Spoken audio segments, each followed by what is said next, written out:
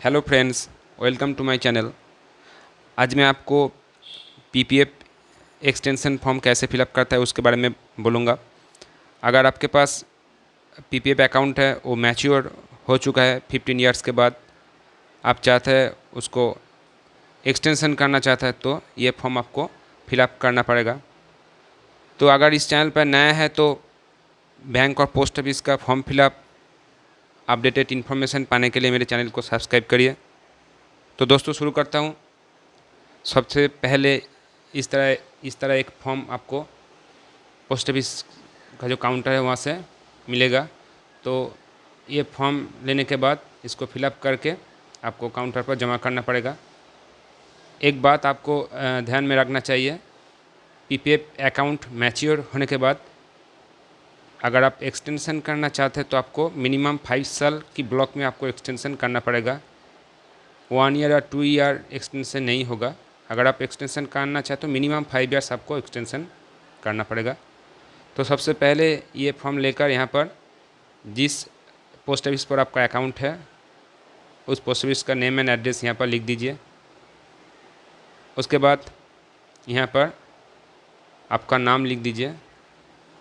यहाँ पर वी काट दीजिए, आई के ऊपर टिक दीजिए। उसके बाद यहाँ पर आपका नाम, अकाउंट नंबर, आपका जो पीपीएफ अकाउंट नंबर है वो यहाँ पर लिख दीजिए।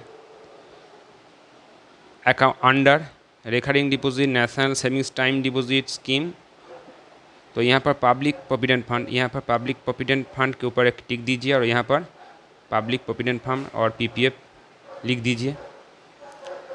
उसके बाद this set account was open on, आपके पास जो पीपीएफ अकाउंट है वो किस डेट पर ओपन हुआ है उस डेट को यहाँ पर लिख दीजिए।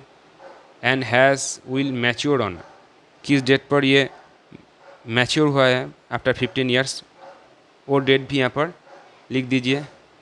उसके बाद I hereby request for extension of the account for a further period of 5 years, यहाँ पर 5 लिख दीजिए, क्योंकि block period of 5 years in case of PPF के केस में आपको 5 इयर्स की ब्लॉक में आपको एक्सटेंशन करना पड़ेगा। तो फॉर्म फिलअप हो गया। उसके बाद यहाँ पर ये 3 और 4 पॉइंट आप चाहे तो एक बार पढ़ लीजिए। उसके बाद यहाँ पर प्लेस डेट लिख दीजिए। उसके बाद यहाँ पर signature of the account holder, जिस नाम पर अकाउंट है उसका सिग्नेचर यहाँ पर कर दीजिए। उसका नेम एंड एड्रेस, उसका नेम एंड एड्रेस भी यहाँ पर आपको लिखना पड़ेगा। तो फॉर्म फिलअप कंप्लीट हो गया।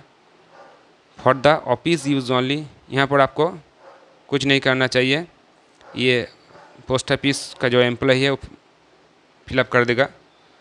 तो उसके बाद यहाँ पर सिग्नेचर ऑफ पोस्ट मास्टर, ये भी पोस्ट ऑफिस का जो एम्प्लॉय है, पोस्ट मास्टर है, वो यहाँ पर सिग्नेचर करेगा।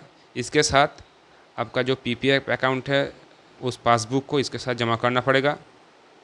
तो उसके बाद आपका पीपीएफ एक्सटेंशन कंप्लीट हो जाएगा। तो थैंक यू दोस्तों for watching this video. Please subscribe my channel.